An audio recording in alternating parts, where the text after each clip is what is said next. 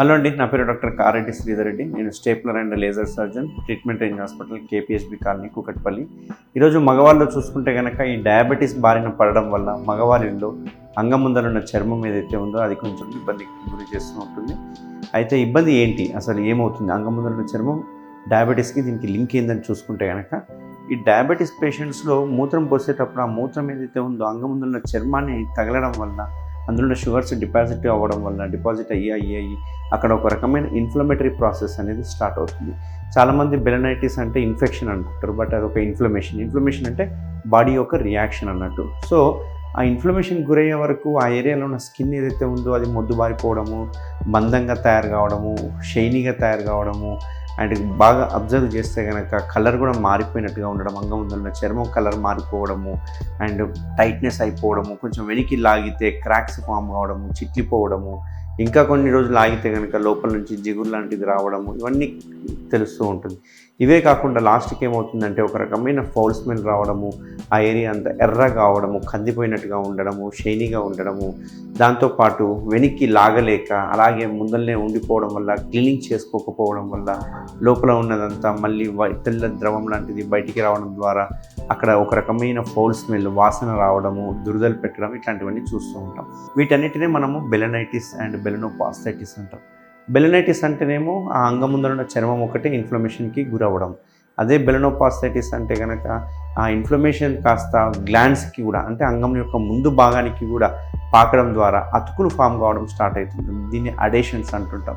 ఈ అతుకులు అయ్యే కొద్దికల్లా ఏమవుతుందంటే చర్మం అనేది వెనక్కిపోవడం ఆగిపోతుంది. దానివల్ల ఫ్యూచర్లో చాలా ఇబ్బందులు గురవుతుంటారు. కొందరికి చూసుకుంటే కనుక ఒక 3 to 5% దగ్గరకు చూసుకుంటే కనుక ఇవి క్యాన్సర్గా కూడా మారే అవకాశాలు ఉంటాయి.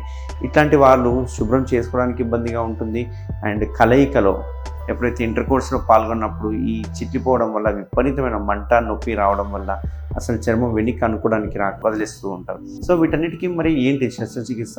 ఇది చాలామంది ఏంటంటే ఇది ఒక ఇన్ఫ్లమేషన్ కాబట్టి మనం మందులు వాడితే తగ్గుతుంది అని అంటారు, కరెక్టే. కానీ ప్రాబ్లం ఏమవుతుందంటే మందులు వాడినన్ని రోజులు మాత్రమే ఆ ఇన్ఫ్లమేషన్ తగ్గుతుంది. ఎప్పుడైతే మందులు ఆపేసామో మళ్ళీ ఇన్ఫ్లమేషన్ స్టార్ట్ అవుతుంది. ఎందుకు అంటే దీనికి కారణము, ఆ ఇన్ఫ్లమేషన్ రావడానికి కారణం షుగర్. మనం షుగర్ ఎంత కంట్రోల్లో పెట్టుకున్నా కానీ ఆ ఏరియాలో ఇన్ఫ్లమేషన్ అనేది ఆగదు.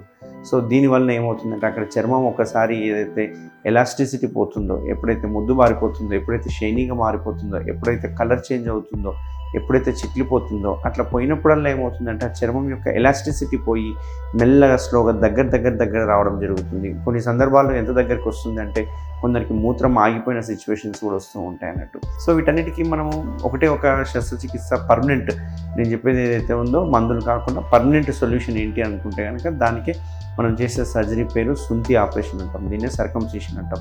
దీన్ని మన ట్రీట్మెంట్ రేంజ్ హాస్పిటల్లో మనము కేఎస్ఆర్ స్టేప్లర్స్ అనే ఒక ఇన్స్ట్రుమెంట్తో సర్జరీ చేయడం జరుగుతుంది.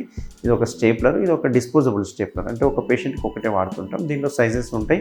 సో వచ్చిన తర్వాత పేషెంట్ని ఎగ్జామినేషన్ చేసిన తర్వాత పెనీస్ యొక్క సైజుని, అంగం యొక్క సైజుని బట్టి మనం నిర్ధారణ చేస్తాం ఏ సైజు అంగానికి ఉపయోగించాలని చెప్పి. సో ఇక్కడ చర్మం అనేది కూడా ఎక్కువ తక్కువ తీయడం అనేది కాకుండా ఒక లిమిట్ ప్రకారము అది ఒక ఇన్స్ట్రుమెంటే సెలెక్ట్ చేస్తుంది అన్నట్టు. సో ఇందులో పర్ఫెక్ట్గా ప్రిసైజ్గా వస్తుంది. ఎంత ప్రిసైజ్గా వస్తుంది అంటే ఎంత చర్మం తీయాలి అనేది మిషన్ సెలెక్ట్ చేస్తుంది కాబట్టి మనం ఎక్కువ తక్కువ తీయడం అనేది పాసిబుల్ ఉండదు ఇందులో. సో ఈ కేఎస్ఆర్ స్టేప్లర్ సర్కంసిషన్ ఏదైతే ఉందో జస్ట్ 5 minutes ప్రొసీజరు, మనం వితిన్ హాఫ్ అన్ అవర్లో డిశ్చార్జ్ చేయడం జరుగుతుంది. అండ్ పేషెంట్ ఇమ్మీడియట్గా డిశ్చార్జ్ చేయడమే కాకుండా వాళ్ళ పనుల్లోకి మళ్ళీ రిటర్న్ వెళ్ళిపోవచ్చు.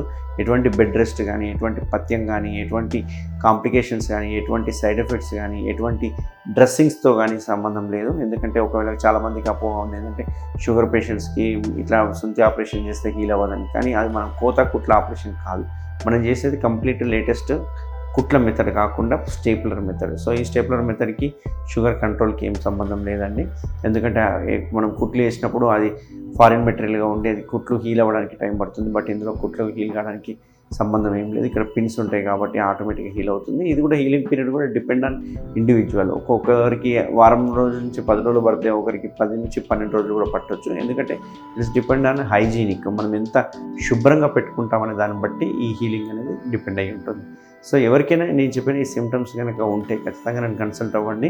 తప్పకుండా కేఎస్ఆర్ స్టేప్లర్ సర్కంసిషన్తో మనం సర్జరీ చేయడం వల్ల ఎటువంటి కాంప్లికేషన్స్ లేకుండా ఈ సర్జరీని పూర్తిగా నయం చేసుకోవచ్చు. Thank you very much. Thank you Sridhar Reddy sir. Thank you doctor Sridhar Reddy sir. Thank you Sridhar Reddy sir. Thank you Sridhar Reddy sir. Thank you Sridhar Reddy sir. Thank you Sridhar Reddy sir. Thank you Sridhar Reddy sir. Thank you Sridhar Reddy sir. Thank you Sridhar Reddy sir. Thank you Sridhar Reddy sir.